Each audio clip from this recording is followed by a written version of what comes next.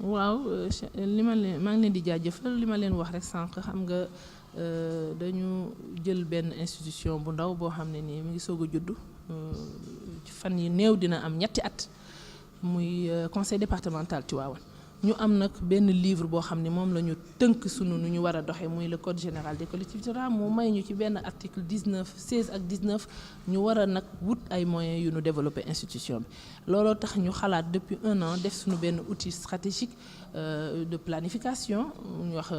plan de développement départemental liggéey ci dugg ci gox-goxaat yi muy 18 communes saytu ko seet lan moo war a doxal loolu bi ñu réfléchir nag ñu ni pour fësal ko pour partager ko pour indi ñu ko war a doxal il faut ñu organiser benn forum nag boo ko déggee mooy benn jumtukaay boo xam ne day permettre ci benn jour wala ñaari jour ña ko seq ñëpp teew waxtaan échanger génne lan moom la ñuy mën a doxale pour kii bu ko defee ci loolu la ñu jël génne ci plan boobu de développement départemental ay fiches de projet c'est-à-dire tey jii ku ñëw ci forum bi di nga am 30 fiches yoo xam ne nii génne nañ ko wane ni Pire boo fa defee lii def fa lii dina indi comme wane ni Ngaay boo fa defee lii def fa lii dina indi comme Mboro kadhalika Taïba Ndiaye bàyyiwuñu fenn parce que nag plan de développement départemental dafa jël compte ci département bi yëpp looloo tax tey jii ñu indi ko comme nag plan de développement boobu dañ ko accès ci beneen plan boo xam ne mi ngi tudd plan Sénégal émergent moo waral Abdou Aziz Tall mi nga xam ne moom moo yore suivi du plan Sénégal émergent mu ñëw teew fi teewal président de la République teewal premier ministre pour expliquer solo bis bi léegi nag bu ñu paree ñu ngi jëm ci liggéey bi mooy fiche yooyu la ñuy jaay partenaires yi wax leen kan moo mën a indi taxawaay bu mën a dimbali suñu liggéey mu jëm avancé parce que nag bu ñu falee ba ñu takk raay ba pare nag dana war a jubli ci liggéey bi mooy askan bi fi li tax ñu teg ñu fi mooy ñu indi leen ay résultats looloo tax tey jii ñu tase fi muy plan bu am solo ñu war a saytu fànn yëpp bàyyiwuñu mbay mi bàyyiwuñu napp bi bàyyiwuñu sàmm bi bàyyiwuñu ndox mi bàyyiwuñu jaww ji bàyyiwuñu électricité bàyyiwuñu tourisme nag yàlla dafa dogal ñu am atu yu bari yoo xam ne war nañ ko mën a sukkandiku pour doxal Tivaouane mais yàlla dogal dafa xaw a sooxe léegi nag man ci loolu mooy doon touche personnelle bi ma bëgg a indi ci sama mandat mooy fexe ba li ñu am ci potentiel religieux muy Tivaouane foyer bi mu doon religieux Cheikh El Hadji Malick nekk fi Cheikh Bou Kounta nekk fi Xaali Amal Fall nekk fi ñu am Guyet am Ndànk am Daaru Alpha am le Lexaar dans le Pambar ñu fexe ba am un musée boo xam ne nii tous ces éminents religieux seront valorisés ñu def ko à l'image de Fès une ville religieuse mais aussi culturelle et cultuelle yoo xam ne ni ñu bëri mën nañ fi ñëw di ziar Lat Joor aussi nga xam ne ni passeem dafa tamponné ci Tivaouane ba saf fi ñu am lu ñu indi lu demee noonu ba pare grande côte bi parce que Mbour petite côte la ñu ngi wax petite côte te valoriser nañ ko ba tey jii indi na comme bu rëy pourquoi pas grande côte ñoo leen ëpp littoral donc yooyu ci la ñu fas yéene yëngatu ñu woo fi nit ñi di fas yéene nag parce que làmbatu rek làmbatu moom boo ko bu yàggee nga daj donc loolu moo ñu tax a jëm may sant journaliste di sant acteurs yi di sant président. ko wax mooy. di yeggale nuyoo bu sell bu tedd bu son excellence le président Macky Sall ak le premier ministre Mohamed Boun Abdallah Dionne ak mbooleem ñi nga xam ni ñoo bokk ci gouvernement bi jëmale ko ci sunu baay sunu xarit sunu sëriñ sunu soppe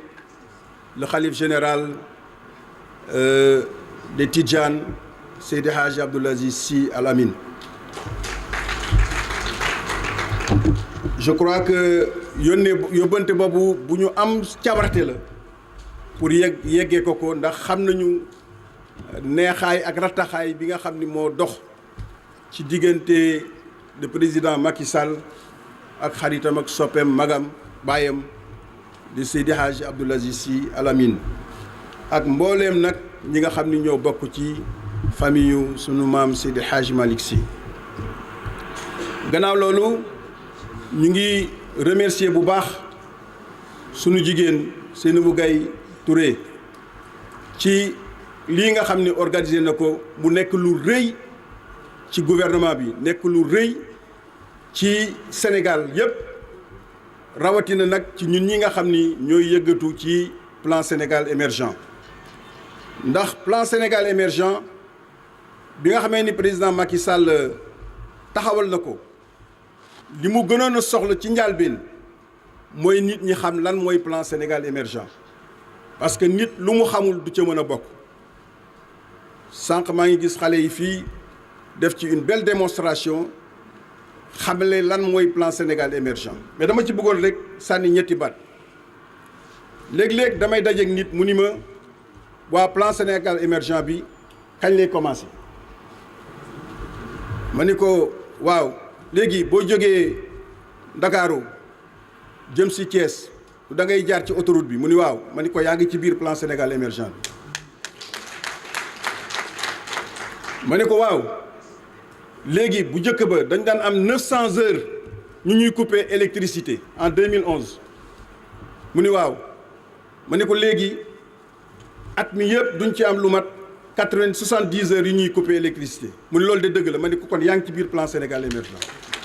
parce que plan Sénégal émergent ci énergie loolu la joxe comme résultat mu ni waaw ma ni ko bu njëkk ba dañ daan importer ceeb bu baree bari mu ni waaw ma ni ko en 2012 400 000 tonnes lañ doon bay ci vallée bi ci ceeb mu ni waaw ma ni ko 400 000 tonnes yooyu léegi yegsi na ci 900 et quelques mille tonnes maanaam dolli nañ ci 500 000 tonnes 500 000 tonnes yooyu xaalis la boo xam ni dañ ko daan jënde ceeb ci biti muy wàññi loolu muy gëllëgooseel suñu balance commerciale mu ni waa loolu de dëgg la ma ni ko kon yaa loolu mi ngi ci biir plan Sénégal émergent mu ni ak lan bi Sénégal amee indépendance ba 2012 bi président Macky Sall di jël réew mi junni ak juróom-benni téeméer ak juróom fukki ak ñaar ci ay dëkk la ñu yóbbu woon électricité 1625 villages la ñu jëloon électricité yóbbu leen fa ci 52 ans bi président Macky Sall jëwee diggante 2012 ak 2016 loolu ñu defoon diggante 1960 ba 2012 lu ni day moom la président Macky Sall def ci ñetti at c'est-à-dire que diggante 2012 ak léegi électrifié nañ fi 1500 et quelques villages loolu mooy plan Sénégal émergent nga ñëw ci yeneen i domaine ci agriculture bi président Macky Sall di ñëw au Sénégal di jël Sénégal du moins booba ñu ngi daan produire 10 000 tonnes de pommes de terre dans le secteur de l'horticulture. Aujourd'hui, 3 ans après la présence du président Macky Sall dans le secteur de ce qu'on appelle agriculture à haute valeur ajoutée ñu ngi nekk ci 49 000 tonnes ci pommes de terre. mën nañu wax la le même résultat dans le secteur ci tomate wala ci secteur u soble di oignon bu ngeen gisee nag ñu am résultat yu mel noonu du caagee nag nii taw bi rek moo ñëw dafa am bi ñu jëkkee am croissance de 6% dafa am ñu doon wax naan c'est une croissance pluviométrique maanaam taw bi moo leen dimbali ñu ni baax na nañ xaar ba déwén ñëw ñu dolli ci 6% yi ñu dolliwaat ci 6,5% gars yi ni pot parce que lu tax ñu am croissance boobu boo seetloo dans le secteur primaire muy secteur u agriculture jumtuwaay yi ci président Macky Sall dugal ci maanaam équipement yi ak tracteurs yi musuñu ko am ba Sénégal amee indépendance ba léegi loolu moo indi croissance boobu ñu am au niveau de l'agriculture te croissance bi ñuy am au niveau de l'agriculture mooy pousser croissance bi nga xam ni moom la ñuy am bu sunu PIB au plan national kon